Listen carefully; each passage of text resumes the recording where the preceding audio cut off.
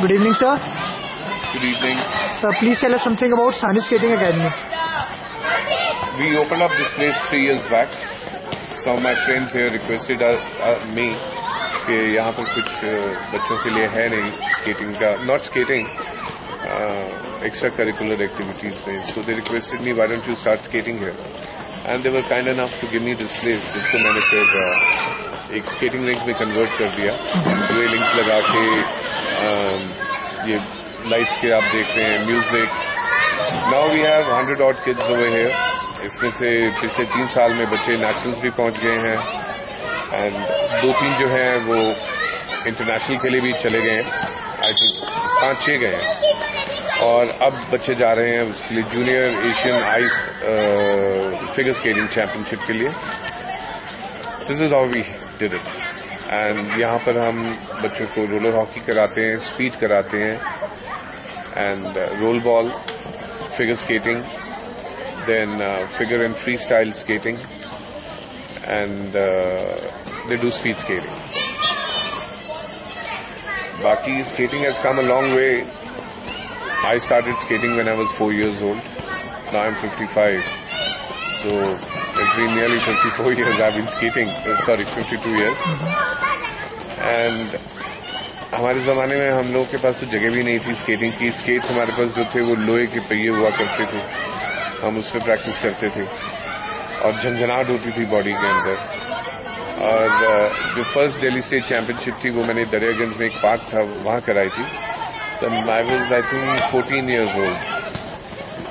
आई still remember हमारे counsellor थे mister Jain. उस टाइम ही was the counsellor from Jansangh. ये बीजेपी नहीं हुआ करती थी, जनसन थी. And I told him I want to organize a championship. He gave me a permission to use the park. फिर उन्होंने मेरे को 50 रुपए भी दिए थे जिससे हमने वो चैंपियनशिप कराई. पूरी चैंपियनशिप में हमारे मेरे ख्याल से 72 रुपए खर्च हुए थे. बाकी हमने 2-2 रुपए की एंट्री फीस से इकट्ठे किए थे, 1-1 रुपए की. And we have come a very long way. हमारे पास जगह नहीं होती थी तो हम पार्कों के आसपास करते थे. पुरानी दिल्ली रेलवे स्टेशन के सामने जो कंपनी पार्क है उसमें करते थे. बंगला साहिब गुरुद्वारे के सामने वो फव्वारे लगे हुए थे नीचे जमीन के अंदर, वहाँ अच्छी जगह थी, हम वहाँ प्रैक्टिस करते थे. कनॉट प्लेस में जो इनर सर्कल है वहाँ पर उनको हम अपने रिकॉर्ड देते थे, वो म्यूजिक प्ले करते थे और हम वहाँ जो जगह थी वहाँ प्रैक्टिस करते थे. सो हमारे पास कोई जगह नहीं थी. Then we got YMCA. From YMCA हम लोग ग्रेजुएट हुए to Pragati Maidan. Unfortunately, Pragati Maidan was a very good skating rink, but वो 5-6 साल बाद बंद हो गया. Then we went to Talkatora Stadium. It was a gift from Mr. Rajiv Gandhi to our association in Delhi. But unfortunately, 2007 में ये जो games हुई हैं, Commonwealth Games, उसके बाद वो बंद हो गया. And Sports Authority of India has not come up with any other skating rink. But DDA ने काफ़ी स्केटिंग रिंक्स बनाए हैं, बट वहाँ पर वो कोचिंग नहीं होती जो एक प्रोफेशनल होनी चाहिए. इट इज़ जस्ट दैट वहाँ लोग जाते हैं और प्रैक्टिस करते हैं, आ जाते हैं. तो मेन प्रॉब्लम है हमारे पास एक तो the lack of coaches, qualified coaches here in Delhi. And हमारे पास कोई अच्छा स्केटिंग रिंक नहीं है बड़ा. Same goes for ice skating rink.